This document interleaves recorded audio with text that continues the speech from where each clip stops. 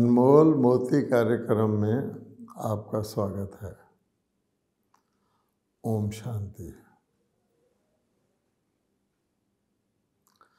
जब हम ब्रह्मा कुमारीज में आकर अपने जीवन में परिवर्तन करना शुरू करते हैं तो हर एक में एक अनोखे प्रकार का परिवर्तन आता है और हमें अंदर से महसूस होता है कि इस ईश्वरीय ज्ञान से पहले जो हमारा जीवन था और इस ज्ञान को लेने के बाद जो हमारा जीवन है उसमें बहुत ही ज़मीन आसमान का फर्क आ जाता है, क्योंकि ये ईश्वरीय ज्ञान सबसे निराला है और बहुत ही मनोरंजक है अगर इसकी एक एक बात देखें, और बहुत ही सरल है। दुनिया में जितने भी अन्य ज्ञान हैं उन सबसे सरल और सहज है, क्योंकि हम देखते हैं कि बूढ़ी बूढ़ी माताएं, अनपढ़ लोग भी इसको आसानी से धारण कर लेते हैं। और मनोरंजक इतना है कि पिछले 70-80 सालों से ये ज्ञान मिल रहा है और जब भी इसमें जिन्होंने भी ज्वाइन किया है, 40 साल पहले, 20 साल पहले, 60 साल पहले, 2 साल पहले, वो नित्य प्रति इस ज्ञान मुरली में जो हम सुनते हैं, इतना मनोरंजन महसूस करते हैं कि दिल करता है कि कई कई बार हम उस मुरली को पढ़ें। ये भी एक विचित्र बात है। और फिर ये न्यारा है, अर्थात ये ज्ञान कहीं भी दुनिया में इतिहास में ना मिला है, ना मिल सकता है। अब इसके द्वारा जो परिवर्तन आता है उसको हमें समझना है, क्योंकि एक ही ज्ञान सबको मिल रहा है, फिर भी उसकी धारणा जब इतना सहज भी है, मनोरंजक भी है, फिर भी उसकी धारणा हम देखते हैं कि नंबर वाइज हर एक को होती है। और परिवर्तन भी कई परिवर्तन करते हैं, लेकिन वो परिवर्तन शुरू में बहुत तेज़ गति से अपने में परिवर्तन लाते हैं, फिर अचानक क्या होता है कि वो उनका परिवर्तन रुक जाता है। कईयों का बहुत ढीला परिवर्तन हो रहा है और हम आपस में भी देखते हैं कईयों के अंदर बहुत अधिक परिवर्तन आ गया है। अब ये भी प्रश्न है कि हमारा आखिर जो हम परिवर्तन करना चाहते हैं वो परिवर्तन संपन्न कब होगा? संपन्न परिवर्तन की क्या स्टेज होगी? तो आज हम इसी बात पे चर्चा करेंगे, क्योंकि वैसे व्यक्ति के अंदर आम दुनिया में भी जैसी स्थिति होती है उसके अनुसार परिवर्तन आ जाता है।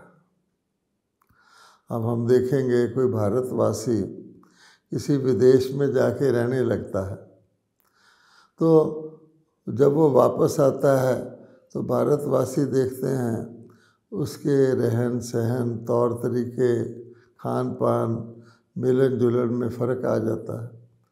और जितना लंबा अरसा वो विदेश में रहता है उसी अनुसार उसमें अधिक परिवर्तन आ जाता है। ये तो दुनिया में एक दिन में भी हम देख सकते हैं कि एक व्यक्ति घर से निकलता है और उसके किसी मित्र के घर में कोई शोक हो गया है, कोई बीमार है या किसी की मृत्यु हो गई है, वो उसके घर जाता है तो आप देखिए उसका बोलना चलना, उसके बारे में उसको अफसोस दिखाता है, हमदर्दी दिखाता है। और वही व्यक्ति उसके बाद किसी अगले मित्र के घर में जाता है जहाँ खुशी का माहौल है, कोई बच्चा पास हुआ है या कोई और खुशखबरी है, तो वहाँ जाके वही व्यक्ति बहुत अपना खुशी का चेहरा बना के उसको बधाई देता है अच्छी तरह से। तो ये तो हमने देखा है। और यहाँ तक कि जब हम किसी के पास जाते हैं तो उसी प्रकार के वस्त्र भी हम पहन लेते हैं। अगर कहीं शोक सभा है तो उसमें हम तड़क फड़क वाले वस्त्र पहन कर नहीं जाते हैं, और अगर कोई खुशी का माहौल है तो उसमें हम बिल्कुल सादा वस्त्र पहन के नहीं जाते हैं। तो ये इंसान की नेचर है कि परिस्थिति के अनुसार वो चेंज हो जाता है। वही व्यक्ति मंदिर में जाता है तो उसका भाव, उसके संस्कार, उसकी रूपरेखा कुछ और होती है। मंदिर में जाकर उसके संकल्प भी और तरह के होते हैं। और वही व्यक्ति जब किसी सिनेमा हॉल में जाता है तो उसकी स्थिति बदल जाती है। एक कमज़ोर व्यक्ति भी अगर पहलवानों की कुश्ती देखने चले जाता है तो जो जीतने वाले पहलवान को देखकर वो भी इस प्रकार की खुशी प्रकट करता है कि जैसे वो भी बहुत बड़ा पहलवान हो। परंतु ये एक जो बात हो रही है ये संपूर्ण परिवर्तन की हो रही है। परिस्थिति के अनुसार परिवर्तन, मजबूरी के अनुसार परिवर्तन। मजबूरी के अनुसार भी व्यक्ति के अंदर परिवर्तन आता है। मान लीजिए किसी व्यक्ति को कोई रोग हो जाता है, अब वो रोग भीषण हो जाता है, डॉक्टर के पास जाता है तो डॉक्टर उसको कहता है कि देखो अगर तुमने कुछ और जीना है और इस रोग को बढ़ने से रोकना है तो तुमको ये परहेज़ करने पड़ेंगे। उस वक़्त व्यक्ति जीवन मृत्यु के बीच में लटक रहा होता है, तो उन परहेज़ों को वो बहुत अपने अंदर गहराई से नोट कर लेता है और उन परहेज़ों का पूरी तरह से पालन करता है। अगर कोई ऐसी परिस्थिति आए भी जहाँ उसको परहेज़ तोड़ने के लिए किसी प्रकार का टेम्पटेशन हो तो भी वो नहीं तोड़ता, और वही व्यक्ति जब ठीक ठाक हो जाता है तो फिर वो बदपरहेज़ी करना शुरू कर देता है। तो ये तो मनुष्य आत्मा की रुचि है। और आप देखिए मौसम के अनुसार साल के अंदर मौसम आते हैं, मौसम के अनुसार आदमी के वस्त्र बदल जाते हैं, मौसम के अनुसार व्यक्ति की खाने पीने की चीज़ें बदल जाती हैं।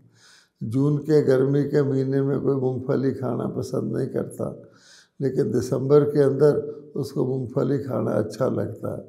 यहाँ तक कि व्यक्ति अगर किसी हिल स्टेशन पे चले जाता है, इसीलिए लोग हिल स्टेशन पे जाते हैं या किसी रिक्रिएशनल प्लेस पे जाते हैं, उनका क्या कहा जाता है मूड बदल जाए, और थोड़ी देर के लिए मूड बदल भी जाता है।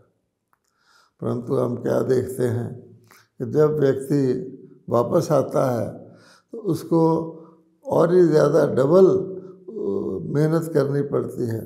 कोई गर्मी के महीने में 15 दिन के लिए हिल स्टेशन पे चला गया, 15 दिन तो वो मौज करता है, लेकिन वापस आता है तो उसको वो गर्मी और ज़्यादा महसूस होने लग जाती है क्योंकि ठंडी जगह से आता है। इसलिए ये जो ब्रह्मा कुमारी में आके हम परिवर्तन की बात करते हैं, हम व्यक्ति के परिवर्तन की बात करते हैं, समाज के परिवर्तन की बात करते हैं, विश्व के परिवर्तन की बात करते हैं, वो परिवर्तन संपूर्ण प्रकार का परिवर्तन है। क्योंकि इसमें नोट करने की बात यह है कि परिवर्तन तो दुनिया में होता ही रहता है। कहा जाता है हर चीज़ परिवर्तनशील है, हर घड़ी परिवर्तन होता जाता है, एक घड़ी दूसरे से नहीं मिलती। जैसे कोई आकाश की ओर देखे तो आकाश के अंदर पैटर्न होते हैं, डिज़ाइन होते हैं, तो आकाश के पैटर्न जो है बदलते ही रहते हैं। एक घंटे का पैटर्न दूसरे घंटे से नहीं मिलता, और वो रिपीट भी नहीं होते हैं। इसी प्रकार से बदलाव या परिवर्तन की कई परिभाषाएं हैं। उस प्रकार के परिवर्तन तो हम दुनिया में देखते हैं। आप भोजन भी करते हैं तो हर व्यक्ति ये चाहता है कि हर वक्त का भोजन में थोड़ी ना थोड़ी चेंज हो। कितना भी अच्छा भोजन हो, बढ़िया से बढ़िया भोजन हो, अगर वही भोजन कोई व्यक्ति एक हफ्ता करता रहे तो उसके बाद उसको उब जाता है उससे। वो कहता है कोई दूसरी चीज़ लाओ, कोई उससे घटिया प्रकार की चीज़ भी उसको पसंद आने लग जाती है। अब परिवर्तन का एक और भी पहलू है कि परिवर्तन हमें उत्थान की ओर ले जाता है या पतन की ओर ले जाता है। ये और ज़्यादा महत्वपूर्ण है, क्योंकि परिवर्तन के द्वारा कुछ ना कुछ असर तो होता है। तो अगर हम देखते हैं तो इस दुनिया के अंदर जो परिवर्तन जिसको हम कहते हैं, पहले दिन से, पहले घड़ी से जो आगे को परिवर्तन होता है, वो ये होता है कि नए से पुराना होना शुरू हो जाता है। हर चीज़ यहाँ पर नए से पुरानी होनी शुरू हो जाती है। यहाँ तक कि भगवानों वाच्य है, इस दुनिया की हर चीज़ सतो रजो तमो 3 अवस्थाओं से उसको गुज़रना ही गुज़रना है। ऐसी कोई चीज़ नहीं है जो सतो अवस्था में हो तो एंड तक सतो अवस्था में ही रहे, उसको रजो अवस्था में आना ही है।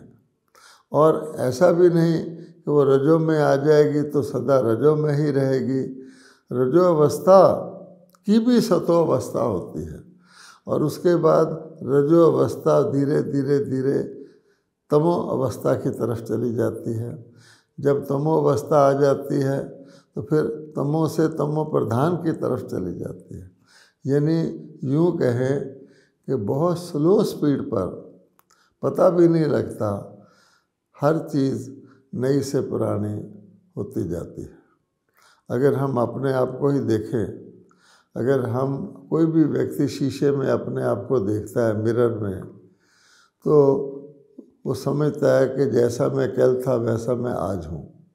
वो मुस्कुराता भी है, परंतु वास्तविकता ये है कि कल से आज, जो कल बीत गया उससे आज तक वो एक दिन पुराना हो गया है। ना केवल वो पुराना हो गया है, बल्कि उसको देखने वाला जिस मिरर में वो देख रहा है वो भी एक दिन पुराना हो गया है, लेकिन पता नहीं लगता। इतनी धीमी स्पीड पे परिवर्तन आता है। लेकिन अगर कोई किसी व्यक्ति को कुछ वर्षों के बाद देखता है तो महसूस करता है, व्यक्ति स्वयं को भी देखता है तो महसूस करता है कि मेरे अंदर परिवर्तन आ गया है, अब मैं वो नहीं रहा। पहले थोड़े से आसार नज़र आते हैं, फिर वो आसार बढ़ते जाते हैं। अब बुढ़ापे को ही ले लें कि व्यक्ति के पहले तो काले बाल होते हैं, तो एक आयु ऐसी आती है जब एक सफ़ेद बाल निकलता है उसके, तो फ़ौरन वो सफ़ेद बाल को उखाड़ के फेंक देता है कि ये तो मेरे को बुढ़ापा क्यों आना चाहिए। तो जब एक सफ़ेद बाल को उखाड़ता है तो सब जानते हैं एक की जगह 2 निकलते हैं। कुछ जब तक संभव होता है, ठीक लगता है, वो सफ़ेद बालों को उखाड़ता रहता है, काटता रहता है। लेकिन फिर एक ऐसी स्थिति आ जाती है जब वो हिम्मत हार देता है कि अब तो सफ़ेद बाल आने ही हैं और बढ़ने ही हैं, इसलिए वो फिर उसको एक्सेप्ट कर लेता है। तो इस प्रकार से हम परिवर्तन को देखते हैं। अब बात ये है कि ऊपर से नीचे आने का परिवर्तन, उसको रोकने की हर व्यक्ति भरसक कोशिश करता है। दुनिया के अंदर कोई भी चीज़ होगी तो उसको नीचे आने से रोकने के उपाय किए जाएंगे। चाहे वो कोई मशीन पुरानी हो रही हो, चाहे वो कोई मकान पुराना हो रहा हो, चाहे वो कोई व्यक्ति वृद्ध हो रहा हो, चाहे कोई डिज़ाइन की चीज़ हो, वो सब पुरानी होने से व्यक्ति रोकता है। यहाँ तक कि खाने पीने की चीज़ों को भी, जो बहुत जल्दी ताज़ा से बासी हो जाती हैं, आज ऐसी मेहनत की जाए, ऐसे पुरुषार्थ किए जाते हैं, ऐसे फार्मूले निकाले जाते हैं कि वो देर से पुरानी हो, जिसको शेल्फ लाइफ कहते हैं, कि उनके अंदर किसी प्रकार का प्रिजर्वेटिव मिला दिया जाता है, कोई ऐसी चीज़ मिला दी जाती है जो उसकी आयु थोड़ी बढ़ जाए। लेकिन ये फैक्ट है, कुछ भी कर लें फिर भी वो चीज़ पुरानी तो होनी ही है। तो अब हमको ये देखना है कि इस नॉलेज का, ये विश्व परिवर्तनशील है, हर चीज़ परिवर्तनशील है और ऊपर से नीचे को आती है, ये तो हमारी समझ में आ जाता है। लेकिन अब नीचे को आने की भी कोई हद होती है, क्योंकि हम ये जानते हैं कि हर चीज़ की कोई हद है। कोई चीज़ हम इसको बेहद कहते हैं, उसकी भी कोई हद है। हद की भेंट में हम उसको बेहद कहते हैं। जैसे किसी व्यक्ति को किसी शहर में रहता है, उसको शहर का ही ज्ञान है। अगर उसको अपने देश का ज्ञान हो जाए तो हम कहते हैं इसकी तो नॉलेज बहुत बढ़ गई। लेकिन अगर किसी को विश्व का ज्ञान हो, उसकी भेंट में देश का ज्ञान भी हद का होता है। तो हद हर चीज़ की है, ये हमें समझ लेना चाहिए। जैसे हम कहते हैं सतो रजो और तमो, तो जब सतो होता है तो रजो तमो नहीं होता है। जब रजो आता है तो सतो तमो नहीं होता है, और जब तमो आता है तो सतो रजो नहीं होता है। ये बात तो सीधी समझने की है। जब दोपहर है तो सुबह शाम नहीं है, जब शाम है तो सुबह दोपहर नहीं है, जब सुबह है तो दोपहर शाम नहीं है। अब प्रश्न ये पैदा होता है कि जब एक चीज़ की हद पूरी होती है तो दूसरी आ जाती है। तो हमने सतो से रजो, रजो से तमो की बात तो कर ली, लेकिन एक तमो की भी तो आखिर हद है ना। तो तमो के बाद फिर क्या आता है, ये एक बहुत इम्पोर्टेंट क्वेश्चन है हमारे जीवन के लिए। तो तमो के बाद फिर सतो आएगा स्वाभाविक तौर पर। अगर कोई चीज़ शाश्वत है और चक्रिक क्रम की है, तो क्रम घूमने के बाद फिर वही चीज़ उसी जगह पर वापस आएगी। अगर कैलेंडर जनवरी से दिसंबर तक चलता है तो मंथ बदलते जाते हैं, लेकिन दिसंबर के बाद तो पुनः जनवरी आएगी ना। अब इसी प्रकार की स्थिति अब है, क्योंकि हम सब जानते हैं कि ये विश्व अब तमोगुणी, तमो प्रधान अवस्था पर पहुंच चुका है। इसका ज़्यादा वर्णन करने की आवश्यकता नहीं है। अब तमो से सतो में जाना है, और ये जो ईश्वरीय ज्ञान जिसके लिए हम ब्रह्मा कुमारी में आए हैं, ये हमें तमोगुण से सतोगुण में ले जाने के लिए ही है। और हम देखते हैं कि नीचे से ऊपर जाने की बात है, और हम सब अपने जीवन में जो परिवर्तन महसूस करते हैं वो नीचे से ऊपर जाने का ही महसूस कर रहे हैं। दुनिया में भी परिवर्तन हो रहा है सारी में, लेकिन वो तमो की अति की तरफ जा रहे हैं, तो सब चीज़ नीचे से ऊपर से नीचे की ओर ही जा रही है। नीचे है तो और नीचे की ओर जा रही है। लेकिन अब हमको ऊपर की ओर जाना है, क्योंकि अब आना ही तमोगुण के बाद सतोगुण है, कलयुग के बाद सतयुग है। अब हमको देखना है ये जो परिवर्तन हम कर रहे हैं अपने अंदर, अपने संस्कारों में, अपने स्वभाव में, अपनी आदतों में, अपने खान पान में, अपने मेल जोल में, अपने संबंध संपर्क में, ये परिवर्तन हमारा स्थायी होना चाहिए। अर्थात हर ब्रह्मा कुमार और कुमारी के जीवन का लक्ष्य संस्कार परिवर्तन है। स्थायी परिवर्तन माने संस्कार परिवर्तन, परिस्थिति के अनुसार परिवर्तन नहीं, क्योंकि फिर जब परिस्थिति बदल जाती वही संस्कार फिर जाग जाता है। ये तो संस्कार पूरा परिवर्तन करें तब विश्व परिवर्तन आता है। अब हमको ये देखना है कि संस्कार परिवर्तन कितनी मुश्किल चीज़ है। जैसे रात से दिन होना हो, अज्ञान से ज्ञान होना हो, तो ऐसे मुश्किल संस्कार परिवर्तन तो परमात्मा ही करा सकते हैं। और परमात्मा जानते हैं कि जब किसी के संस्कार कड़े हो जाते हैं, जिसको कहा जाता है कि आदत जब कड़ी हो जाती है, इंग्लिश में कहते हैं हैबिट के बाद वो एडिक्शन बन जाती है। एडिक्शन का पक्का रूप संस्कार है, तो उसको परिवर्तन करना बहुत मुश्किल हो जाता है, क्योंकि वो अंदर से ही, बिल्कुल कोर से ही, आत्मा के अंदर से जाके वो संस्कार बन चुके होते हैं। अब कई लोग हमने देखा अपने जीवन में भी, ब्रह्मा कुमार कुमारियाँ जानते हैं कि संस्कारों के परिवर्तन को करने के लिए हठ की कोशिश करते हैं, यानी मेहनत करके, ज़िद करके, अपने साथ लड़ाई करके हम अपने संस्कारों को परिवर्तन करने की कोशिश करते हैं। लेकिन ये संस्कार ऐसे हैं कि जितना आप इनके साथ युद्ध करेंगे, उतना ये और बलवान हो कर के हमारा सामना करेंगे और हमें निराश करेंगे, हमें हताश करेंगे, हमें डिसहार्टन करेंगे और हमें हराने की कोशिश करेंगे।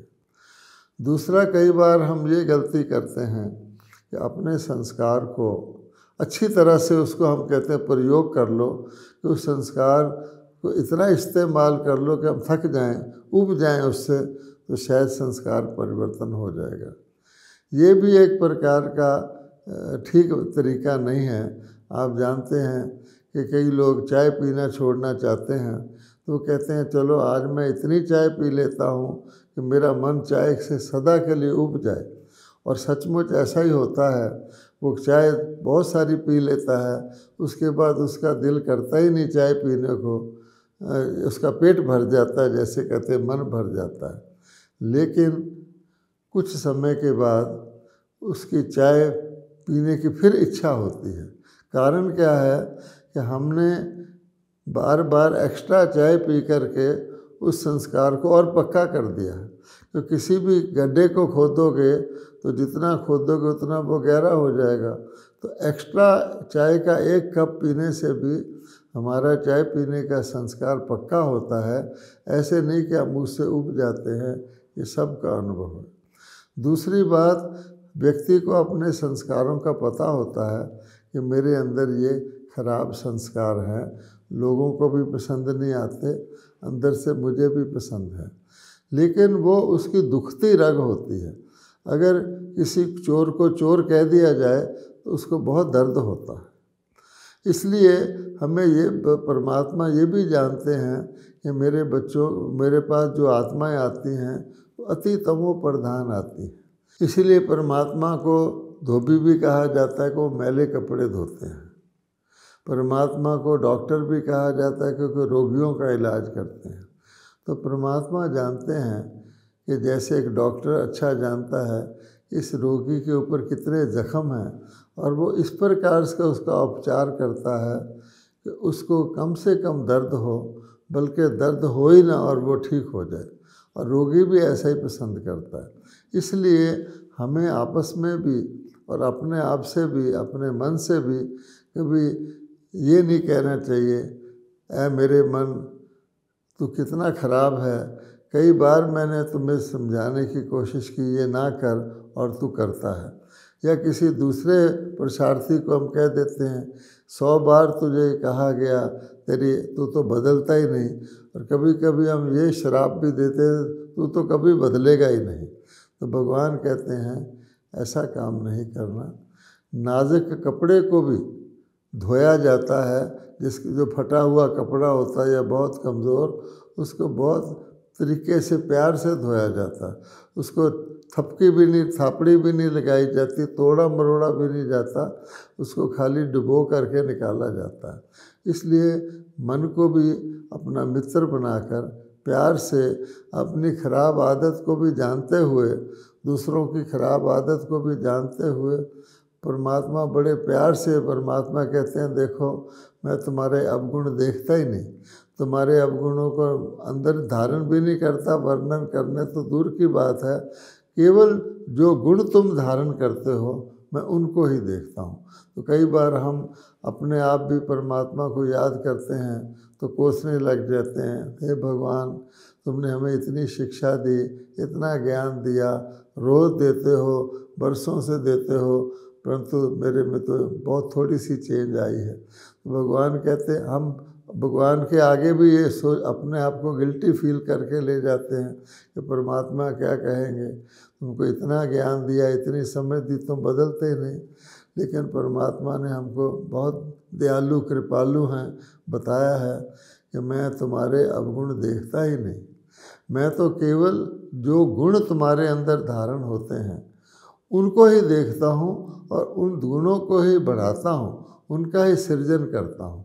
तो हमें भी अपने आप जीवन में प्रगति करने के लिए और दूसरों को भी प्रगति की राह पर चलाने के लिए हमेशा उनके गुण, उनकी जो अच्छाइयाँ हैं, जो अच्छी धारणा की है, उसका ही वर्णन करके उनको प्रोत्साहित करना चाहिए।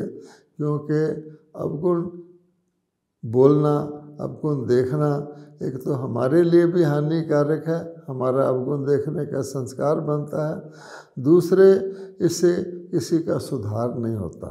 तो हमारा काम तो सुधार करने का है, तो सुधार तो शाबाश देने से ही होता है। शास्त्रों में भी ऐसी बहुत सारी कथाएं हैं कि कमज़ोर को शाबाश देते देते वो जीत गया और बहुत बलवान था उसको निंदा कर निरादर करते करते कह रहे तेरे में इतनी ही शक्ति है, बस वो हार गया। अतः हमें हमेशा जिसको भगवान कहते हैं अपने लिए और सबके लिए शुभ भावना और शुभ कामना रखनी चाहिए, शुभ चिंतन करना चाहिए। यही हमारे परिवर्तन का सहज साधन और उपाय है। ओम शांति।